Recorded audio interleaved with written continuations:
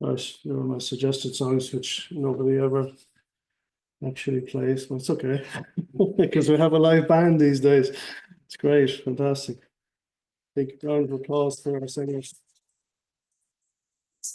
musicians.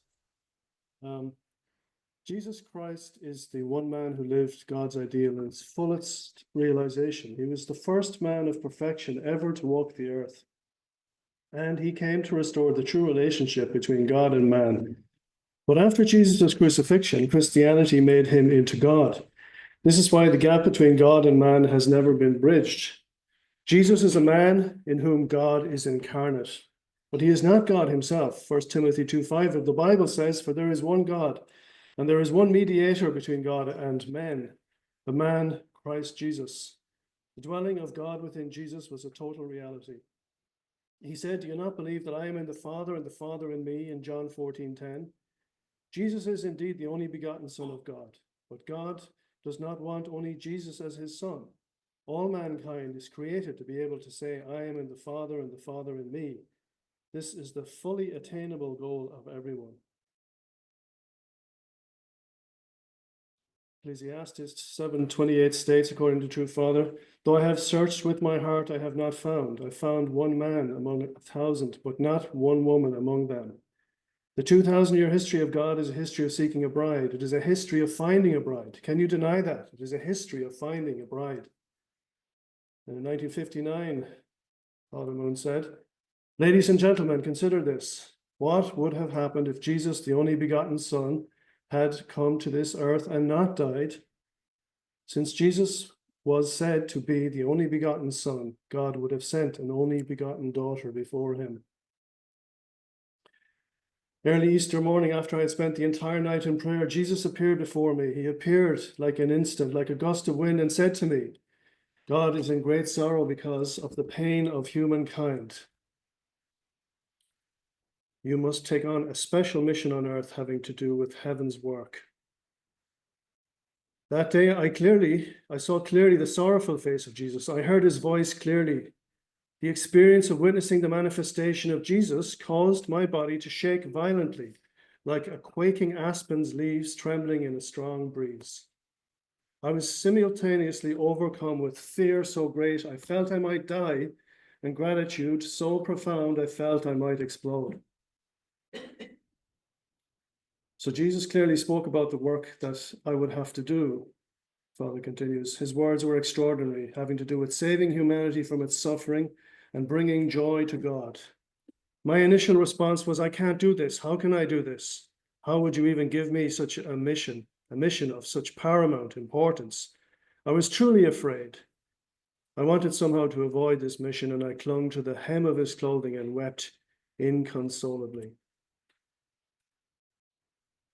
So Father, nonetheless, as we know, took on this mission, this great mission, and we see the fruits of his work today. We are the fruits of his work as well, and the providence of restoration has flowed from ever since, from the work of our true parents.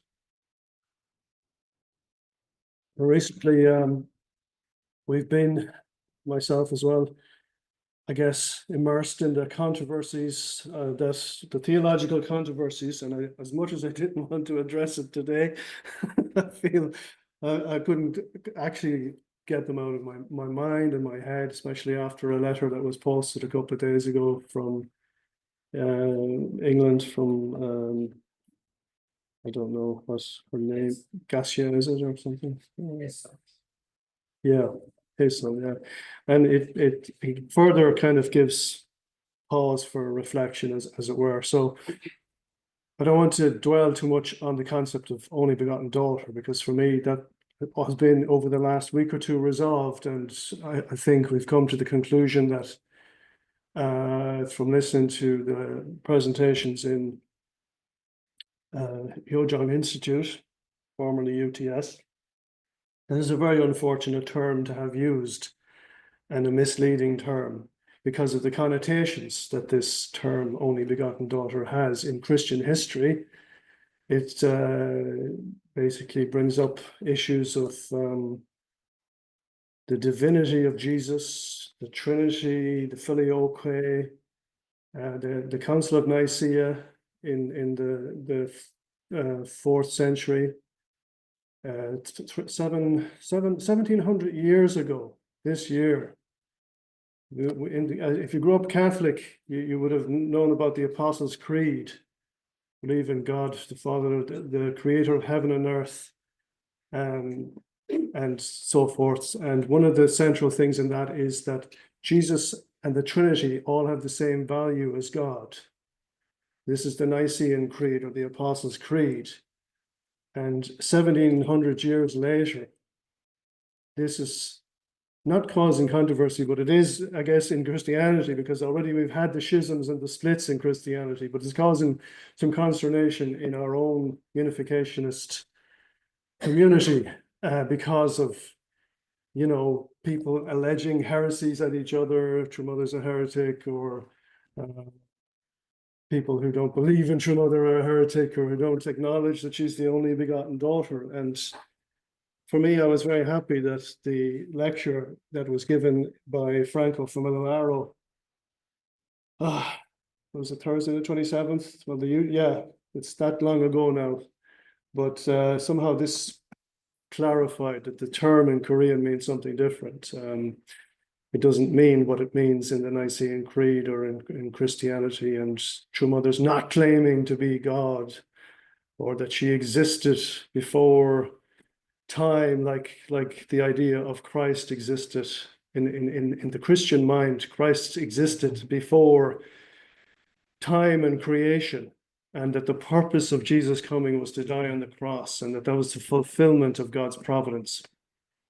So by the lecture from Franco, from Milano, and the contributions from Dr. Walsh and other people, Dr. Ward, it was clear that this has entered the Korean Christian understanding, from the Bible, from the Presbyterian, as William Haynes would say, from the Scottish Presbyterians, actually, who were the first, not the first Christians to Christianize Korea, but the first, I suppose, major Protestant denomination, or at least a denomination that True Parents would have been in touch with. True Father certainly was Presbyterian Church, and they are very strong in Scotland, and the idea of predestination, and that everything was preordained by God, including sending his son to die, is very strong. So this whole only begotten, the idea from Augustine back in the Catholic Church from the time of the Nicene Creed, that Jesus' sole purpose was for him to come and die, and that this is the fulfillment of God's will. That this, and that the only begotten daughter, that term is, I've got clarification now, I feel anyway, for myself, from our own theologians, that this is really not a good term to use. However, it's almost like if you hear it, you can discount the deep theological Christian significance of it. But what is True Mother trying to say, I suppose, is the question. What is she trying to convey with this term, which has been lost by translations and theology and whatnot, and misunderstanding primarily? So I'm very heartened that, having studied now as well a couple of things, I've studied William Haynes's and also Damien Dunkley's, and particularly Damien Dunkley's lectures on the Champa Moran, or his lessons as he calls them, that I have a better sort of perspective on it now. So I'm conscious, though, that it seems to have become more, not so much about theology anymore, but actually it's also become a very political debate. And I suppose this is the history of Christianity, where schisms happen not just because of theology, but theology is often used as a kind of a way to weaponize politics and economic, consolidation and succession, and if these kind of things. We see it here in Europe. So I think it's important for all of us to pray and deeply try to understand what is True Mother trying to say. What makes unificationism different actually from other religions? Why should somebody become a unificationist? Well, what's wrong with just reverting to Christianity if you're a unificationist, or just staying as a Christian if you're already a Christian? What's our idea of salvation? What do we believe? What do we add to the human condition or the spirit in terms of our understanding? What's the difference between us and Christians? Does anyone know? Yeah. Anything else? Blessing. That's our salvation. That's our sacrament, our only sacrament, I've been told. I mean, major anyway. And we see the blessing is, again, we kind of have to renew our blessing vows and our blessing commitment. This is the physical salvation. That's for me the difference between us and Christianity. With the coming of the true parents, we have the Christ, the second advent, which is that part of God's plan? If you go back to Nicaea, if you go back to the idea of predestination, I guess God's plan is for everybody to go to the heavenly kingdom. It's just not so clearly set out what that is. It's in parables and symbols in the Bible. So yeah, the difference for me between us and Christians is that we claim through the words of our true parents and divine principle, physical as well as spiritual salvation. Yeah. And what does that mean? Is that's why we have the blessing, that's why we have the holy wine. And this is the blessing that should be conferred on all of mankind, all of humankind. This is what our true parents bring as the Messiah, as the Christ. So for me, that's the difference.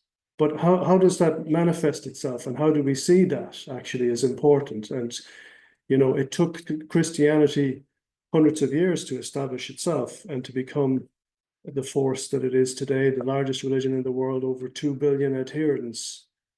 Over a quarter of mankind is Christian today, and the Christian cultural sphere dominates the world in every sense, for good or for bad. So there's definitely a foundation there that Christianity has made to receive, to prepare an environment for the second coming, for the second advent. And True Father Colm was born in 1920 and passed away in 2012. So can we say that we no longer live in the age of Christ, the living Christ? Are we no longer in the age of attendance because the Messiah came and went? Can we say that? Is it game over? Yeah, I see. No, I'm not sure. Well, Messiah, of course, had a bride. There was the marriage supper of the Lamb in 1960. A lot of the controversies are, in my opinion, anyway, the ones that I am struggling with are to do with contradictions between the course of True Father and what he said when he was alive, and True Mother's course and what she's saying now. It's almost like a revisionism, almost like placing herself above True Father. And that's something that I'm wrestling with still. And I'm also the delivery of some of the content, particularly in America, can be challenging. I say America because I'm not honestly that bothered what the Koreans are saying, because I don't speak Korean, I don't understand Korean, and I know that anything that's said in Korean is lost in translation to me, whereas what's said in America should have some degree of, and in Britain, in the English-speaking world, it should have some degree of, what can I say, veracity is, I hate using that word, but some kind of stamp of authority, or come without the same health warning as the Korean stuff. And no disrespect to Koreans, it's just a cultural thing for me. But we see what happened with the only begotten daughter, and how that has been, like, True Mother has been proclaiming that since 2019. So it obviously means something different in Korea, because I honestly don't think she thinks that she's God. Or even part of the Trinity as the substantial Holy Spirit. I think she's very clear about who she is as the true mother, Holy Mother Han. But I mean, that also caused trouble for many people. More evidence to those that want to see it, that she is holding herself up as somebody to be worshipped in of herself, without any reference to true Father. Take away one of the two chairs, and you have other people claiming heresies that she doesn't need true Father anymore, whereas she's saying, well, I'm already with true Father, I'm one with true Father, why would I need two chairs? I wonder, do you need two chairs if true mother's not with you physically, or when she goes to spirit world, can you bring back the second chair? That's a question I'd have for. I think in our own Junction One prayer room, we have every two chairs, we have two chairs. So I think when true mother is physically there, it must be a bit weird for her to have another chair there with true Father beside her. I mean, she spent many years doing devotions and communicating with true Father. So there's some of the potential heresies that come up, more serious ones, to do with the fact that true Father shouldn't have married, he should have waited for true mother, and there are definitely contradictions there. The fact that if from 1945 to 1952 he should have married, this was the time period, we were told for many years, when true Father should have taken a bride. But there's no mention of a holy wedding until 1960. So whatever was supposed to happen, whatever Christianity was supposed to do in terms of accepting true Father, didn't happen. True Mother is saying that actually the only begotten daughter is there from the beginning, that idea from when she was born. She was chosen in that position. She was born from a purified lineage, like Jesus. And then people use this as a way to say, well, are you saying true Father wasn't in this as holy as you or as purified as you, and so forth. So, and then she paints true Father, this theology, the Champa Moran paints true Father as a purely restorational figure, whereas she's coming with the original plan to build the heavenly kingdom. And instead of her being an appendage of true Father's like an appendage of the true mother. So there's heresies, charges of heresies flying back and forth here. And I think it boils down at the end of the day to trust, whether you trust true mother. And that's an ongoing prayer and quest for not so much for me. I've largely resolved that. I do trust your mother, but sometimes I do worry that what is she going to say next? For example, with the Holy Mother Han prayer, if you're already skeptical, it can come as a further evidence to support your position that she's being disrespectful to true Father, which I don't subscribe to, but I can see why people would have problems. But the bigger issue for me actually is not the theology, because she has her version, and I think she's entitled to her version of her mission and her life course. And where it contradicts truth, people say, why didn't she say it while she was alive? You know, why didn't true Father say it? Well, true Father, in a sense, did it say some of that. He did intimate at some of that. And he's also said many times that his course was a restorational course and that there were many failures. I don't think it's ideal that true Father had to marry before true mother. I think true Father would say that was ideal. And I don't think that those marriages were holy weddings. There's no evidence to support that. So there seems to be, from 1960 onwards, this merging then of true parents' course, where the only begotten daughter or the true mother and the true father after the marriage supper of the Lamb are on the same track, more or less. But there's further claims in the Champa Moran that if the only begotten daughter had been proclaimed from the get-go, that true Father wouldn't have had to suffer, wouldn't have had to go to North Korea, wouldn't have had to go to prison, all these things. I don't know how familiar everybody is with the Champa Moran. I wasn't studying it to get enlightenment. I was studying it to find things to kind of plug holes in or to critique. So that was my motivation, because I wasn't really buying it, as it were, from 2 or 3 years ago, from when Damien Dunkley came back from Thailand, from Asia, and started talking about it's not just a new chapter, it's a whole new book, and throw away everything that you've known from before now. And okay, that's a nice little bit, not so nice way of saying pour new wine into new wineskins. So I'm happy to see he's modified his message since then, and it's made it far more palatable.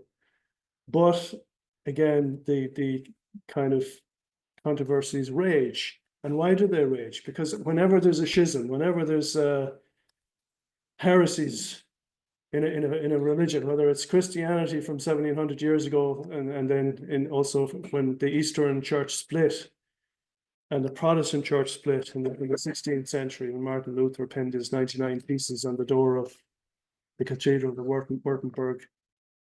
Whenever there's what was the catalyst that really sprung Protestantism into such an explosion? What was not the theological one, even the theological, it wasn't so much to do with theology, but it was to do with the corruption of the Catholic Church, and Luther railing against this. But ultimately, King Henry VIII was the one who converted. He was once the defender of the faith. The Pope called him the defender of the faith. He was such a good Catholic Christian. And he then, because he wanted to get married, was it Anne Boleyn, or was it? We don't need a new church. Yes, he wanted to get married. He wanted an heir, and the Pope wouldn't allow it. Catherine of Aragon and of all these wives. How many wives had Henry VIII? 6 wives. Okay. So this is why he became a Protestant, pretty much. He might deny it now, spirit world, but no, this is not contested. I mean, this was the primary factors, if not the most important factor in him. Yeah, okay, they were railing against the indulgences in the church and everything. So today, when we engage with new theology, should True Mother keep her mouth shut when she gets a revelation and not tell anybody, and just wait for people to find out from True Father and Spirit World? People say, well, if she knew this many years ago, why didn't she tell us many years ago?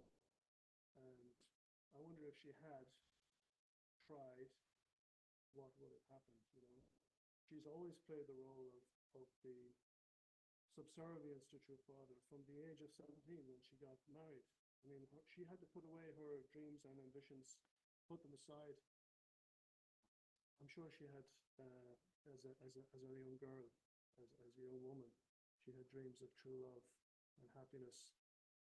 And of course, she tells us she was raised as a pure girl by her mother, Daimonim, and that she was being prepared for a very special mission, to be the only begotten daughter. And I think this charisma that she has, this mission that she has, is something that we should respect. And where it comes into conflict with our understanding and our love of True Father, I don't think we should be, I think we should trust in God. And that's what I'm doing, that God basically does not take anything away from True Father's work, True Father's mission, True Father's life. If their mistakes were made according to True Mother, then it's actually True Mother that's saying it. True Mother is the only one, in my opinion, really qualified to judge True Father, and perhaps vice versa as well. True Father raised her up. Of course, she had this mission from God. It was God that gave her the mission, but also True Father did raise her up to that position. I don't think she could have fulfilled her mission without True Father. Who else would she have? The foundation had to be laid for that restoration by True Father, for that indemnity. So I wanted to just address the issues that we're having here in Europe. I don't think that theology should be used as an excuse to divide people. We preach a good game, we talk a good game in the unification movement about ecumenism, about interfaith, about respecting other religions and other beliefs.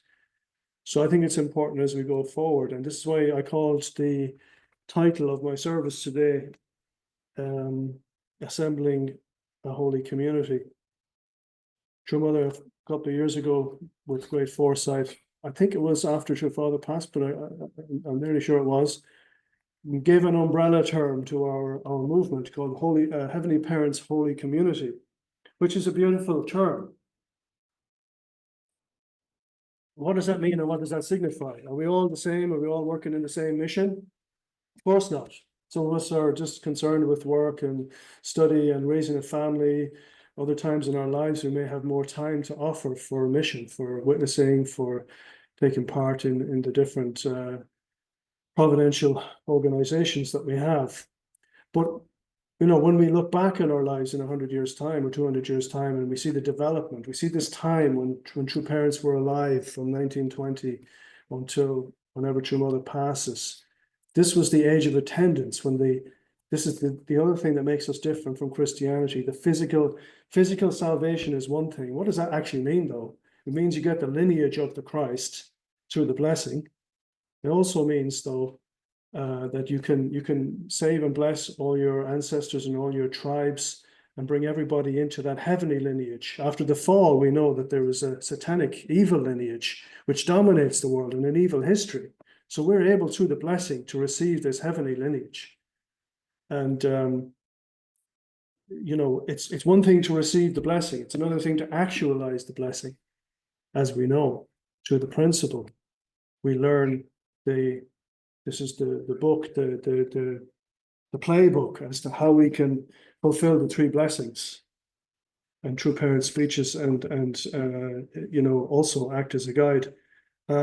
So as we prepare for Easter, and it's a special time for Christians, I think True Mother knows that she hasn't long left, and she has to make her offering in the same way that True Father made his incredible offering over 92 years of being alive as the living Christ. She has to make her offering as the living Christ, especially during this period from 2012 until she passes away, to leave her legacy so that in hundreds of years' time, when hopefully unificationism has conquered the world and everybody is able to receive this benefit of the blessing, she can, with pride, go to God and True Father and Spirit World and say, yes, I contributed what I could after True Father passed.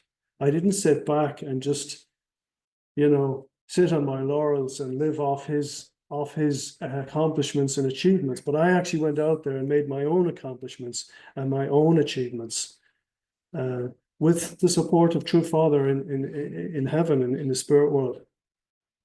So, but I don't think we should revert into calling each other heretics just because somebody doesn't accept the idea that True Mother is Holy Mother Han or his only begotten daughter, or that they don't like what she's saying, or they don't want to go to a prayer vigil, or like I go to a prayer vigil. It's called taking a walk around Calvin for an hour and a half.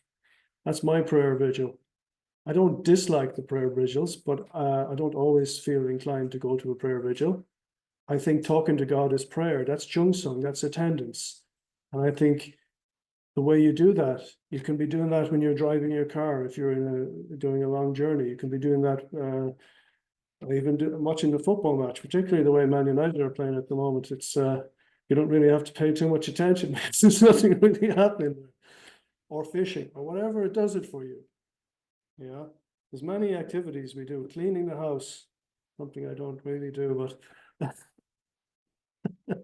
all things which allow you to engage in prayer vigil. So there's many ways that we can worship God and in our Heavenly Parents Holy Community. And I hope and pray that this will remain an inclusive community, that people won't be ostracized because they don't follow the central figure.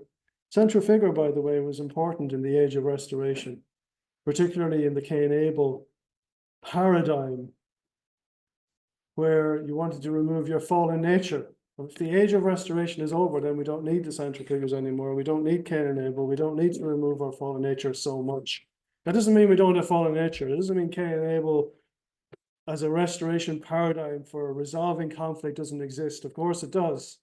And if we want to use it, we can. Everyone's at a different level. I'm not talking about people in the Heavenly Parents Holy Community, but what is the Heavenly Parents Holy Community? It's a bit small at the moment. I mean, we want to make it something that encompasses the whole world. All brothers and sisters of faith.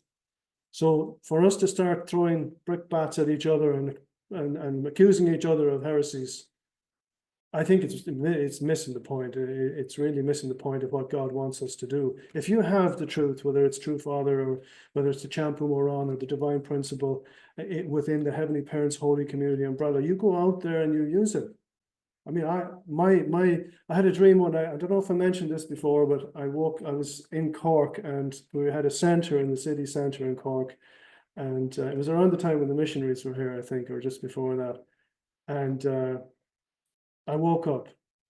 I was so disappointed that it wasn't true, it wasn't real. Because I was so looking forward to driving down to Cork to our centre to meet the brothers and sisters who were witnessing down there. People are looking at me, they don't know what I'm talking about. Yeah, because we don't have a centre down in Cork. You know, it's our third city here in Ireland.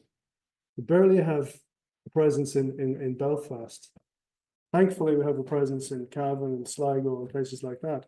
But the point was, you know, what is God's dream? True Mother's talking about pure water. She's talking about the second generation and the third generation and blessed children, the fruits of this physical salvation, of the blessing. You know, I think we ought to parents, to God, to do what we can to make sure that this pure water becomes an ocean of pure water. Not a fallen sea of mankind, like the other analogy that water is used in the principle. So you know, I think this spirit that the missionaries brought with them, I guess we were out of practice. We hadn't done it for a while, but I feel like there were moments when maybe any one of us who came in contact with them became quite inspired.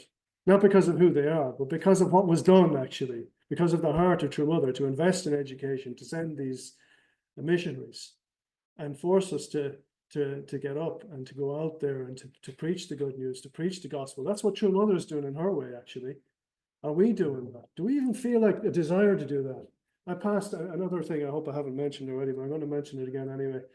I remember like a year or two ago, passing Trinity College, I was working up in that direction and seeing the communists out witnessing, talking about Marxism and trying to get people to come over to their table and sign up for justice, for action, to, you know, to change this corrupt nation, you know, and Marxism was the answer, you know. As we know, this is the anti-truth. But I was thinking, isn't it so sad? I just felt in prayer, in one of my prayer walks on my way to work in my commute, why can't we be there outside Trinity College, giving the message of divine principle, like Carp used to do, you know, like some of your parents did in the 80s, I guess, 70s, 80s in Carp, you know, when communism was rife on campuses.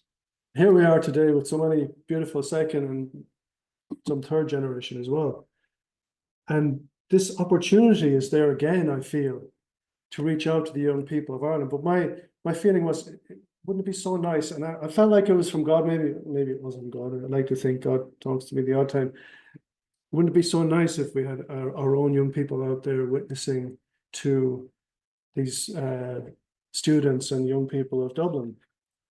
And then lo and behold, when the missionaries came, this has actually happened. I had to pinch myself, you know, that our young people were out, were witnessing with the Koreans. This was the catalyst to do that.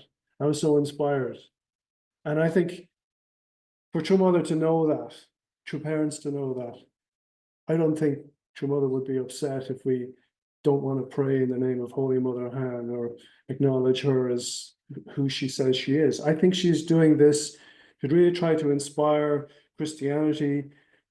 Why, like, do all these prayer vigils? You need to build up a spiritual power for God to work, for you to have the desire to witness to people, to anybody, even to feel optimistic about your own life.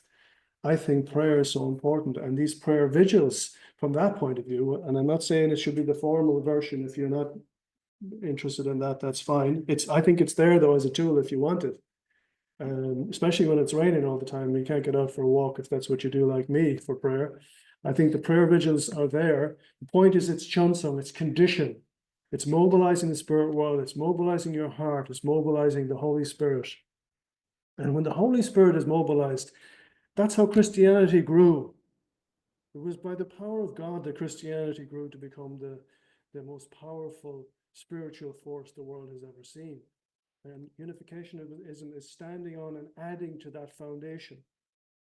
So I don't think, and I hope and I pray that we won't let theology get in our way, because there's so many people that have to hear the good news about our true parents and about the blessing and about physical salvation. And with the opening of the temple next month, the Chonil Sanctum and I have to get the right name for this, the Chonil Sanctum and what is it? The temple, Chonil Temple and the Sanctum. I don't know what the difference is between a temple and a sanctum. Presumably there's an inner sanctum within the temple that's even more holy. But anyway, this is part of her legacy.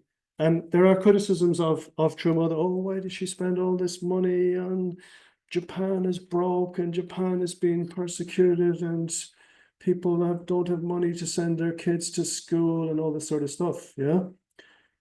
But actually, I feel it's important for her that we have this legacy of the time that she was alive, as well as the time that Father was alive, for the future, for future generations, because the suffering that the Japanese are going through at the moment is something that we should really reflect on and pray that we can, that it will be short and that it will end and that we will be victorious and that the world can acknowledge who our true parents are and that we can play our part in that work, attending our true parents. And this will be our justification as unificationists. And I hope and pray that we can achieve this without rancor and without,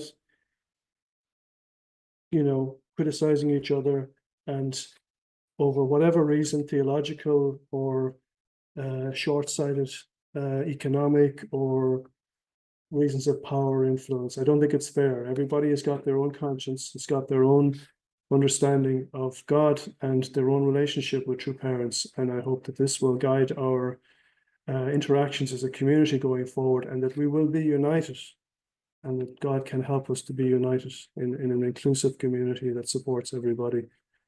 And please join me in prayer. Heavenly Parent, we come before you to offer to you this time together as we reflect and worship as a community. Help us to understand the meaning of the time we're living in and meaning of worship, and how you can be moved to help us to achieve your ideal, Heavenly Parent, here, especially here in Ireland, as we prepare for St. Patrick's Day, our patron saint, that it can be a catalyst for a new start and a new beginning for us, and we can prepare to support your providence and to support our true parents, the living Christ's, your manifestation, Heavenly Parent. And please join us in our day today, and we can celebrate as a community. And please accept our offering today of our service and our attendance. I want to pray Guim agus Torish Game Shaw Anam Colm Connie Hioni Chupok Jim Shin Kajang Ekfasl More Nefahan Aju. Thank you, Colm.